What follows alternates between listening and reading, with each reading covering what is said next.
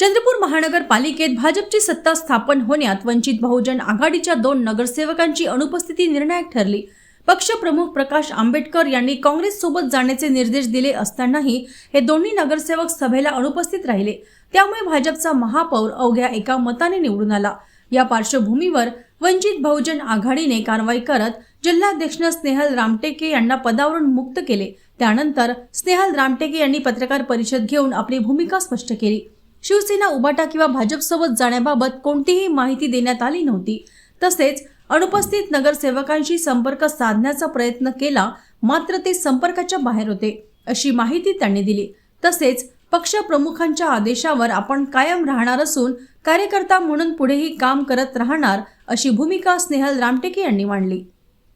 शनी शिवसेनाचे जिल्हा प्रमुख हे काँग्रेसचे वडेट्टीवार साहेबांशीच बोलणं करत होते आणि त्यांनी जी भूमिका घेतली तेव्हा आम्हाला त्या कोणत्याही गोष्टी माहिती दिली नाही।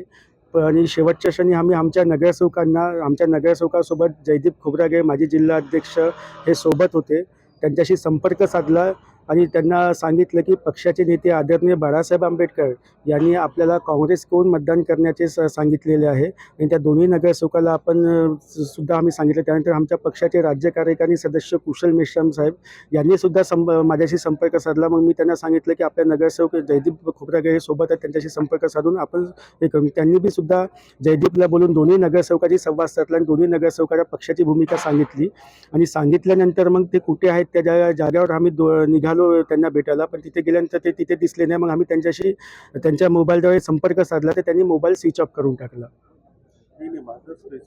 विचारलं गेलं नाही। शिवसेना उद्धव बाळासाहेब ठाकरे या पक्षाने जेव्हा भाजपशी बोलणी केली त्या याच्यामध्ये आम्हाला कुठेही विचारणी केली नाही। म्हणजे एक प्रकारे शिवसेनेने वंचितचा विश्वासघात केला असं म्हणायचं का? त्यांनी त्यांची भूमिका बदलवली, पण आम्ही आमच्या काँग्रेसच्याच भूमिकेवर होतो। आम्ही आमच्या नगरसेवकांना काँग्रेसलाच मतदान करण्यासाठी सांगितलं होतं पक्षाच्या आदेशानुसार, पण ते नगरसेवक त्यांच्याशी संपर्क साधून त्यांना सांगण्यासुद्धा आलं, पण ते नगरसेवक कुठे संपर्क तुटल्यामुळे हा समोरचा प्रसंग तुम्हाला माहीत आहे जे घडलं ते।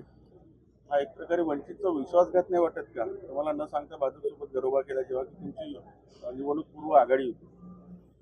आता ते म्हणावं लागेल आपल्याला तसं, पण सुरुवातीपासून त्यांची काँग्रेस सोबतच बोलण्याची भूमिका होती आणि आम्ही काँग्रेससोबतच जायचा निर्णय आमच्या पक्षाचा होता। तुमच्या दोन्ही नगरसेवकांना किडनॅप करण्यात आलं होतं आणि त्यांचे फोन हिसकावण्यात आले होते अशी माहिती आहे। आखरीपर्यंत आम्ही नगरसेवकासोबत जे होते त्यांच्याशी बोललो आम्ही आणि नगरसेवकाशी राज्य कार्यकारी सदस्यांनी बोलले होते।